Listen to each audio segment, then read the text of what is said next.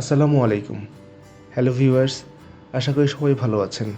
সবাইকে স্বাগত জানাচ্ছি আমার থাইল্যান্ড ভ্রমণের প্রথম সিরিজে। থাইল্যান্ডের ভিসা পাওয়ার পরপরই আমরা 1 মাস আগেই থাইল্যান্ডে টিকিট কেটে ফেলি। এতে করে টিকিটের খরচ কিছুটা কম হয়। টিকিট কাটার পর আমরা হোটেল বুকিংটাও অনলাইন থেকে সেরে ফেলি, কারণ থাইল্যান্ডে যাওয়ার পর থাইল্যান্ড এয়ারপোর্টে ইমিগ্রেশনে হোটেল বুকিংয়ের কাগজপত্র চায়। যাই হোক, আমরা ইমিগ্রেশন শেষ করে এখন একটা লাউঞ্জে আছি। যাদের কাছে ইভিএল কার্ড রয়েছে তারা বুফে খাবারের সুবিধাটি পেতে পারেন। এখানে অনেক রকম মজার মজার খাবার রয়েছে। যেহেতু আমি ভ্রমণের আগে খুব একটা খাই না, সুতরাং এখান থেকে আমি খুব একটা খাবার খেতে পারিনি। তারপরেও আপনাদেরকে দেখাচ্ছি কী কী মজার মজার খাবার তারা ওই দিন সার্ভ করেছিলেন।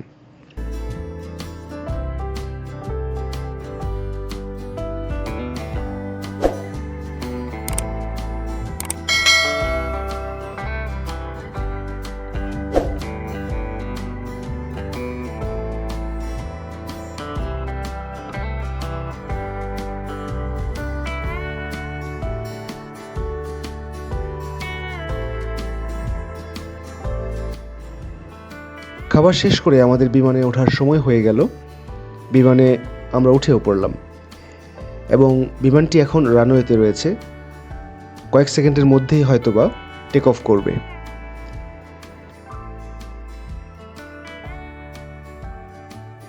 থাইল্যান্ড দক্ষিণ পূর্ব এশিয়ার একটি দেশ।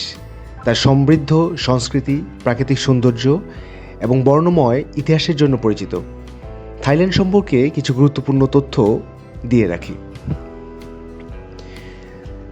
থাইল্যান্ডের প্রাচীন নাম ছিল সিয়াম। এই নামটি 1939 সাল পর্যন্ত ব্যবহৃত হয়েছিল। এরপর দেশের নাম পরিবর্তন করে থাইল্যান্ড রাখা হয়। থাই শব্দের অর্থ স্বাধীন, তাই থাইল্যান্ডের নামটির অর্থ স্বাধীন মানুষের দেশ। থাইল্যান্ডের জনসংখ্যা প্রায় 7,10,00,000। জনসংখ্যার বেশিরভাগই থাই জাতির। থাইল্যান্ডের বৌদ্ধ প্রধান দেশ।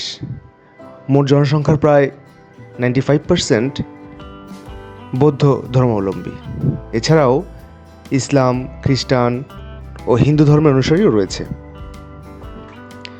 থাইল্যান্ডের অর্থনীতি দক্ষিণ পূর্ব এশিয়ার অন্যতম বৃহত্তম। এর প্রধান অর্থনৈতিক খাতগুলো কৃষি, পর্যটন এবং শিল্প বলা যায়। ভিউয়ার্স, 2 ঘন্টা 30 মিনিটের ফ্লাইট ছিল এটি। এই সময়ের মধ্যে আমরা চলে আসলাম সুবর্ণভূমি ইন্টারন্যাশনাল এয়ারপোর্টে, যা থাইল্যান্ডের রাজধানী ব্যাংককে। এয়ারপোর্টটি খুবই সুন্দর, নিট অ্যান্ড ক্লিন।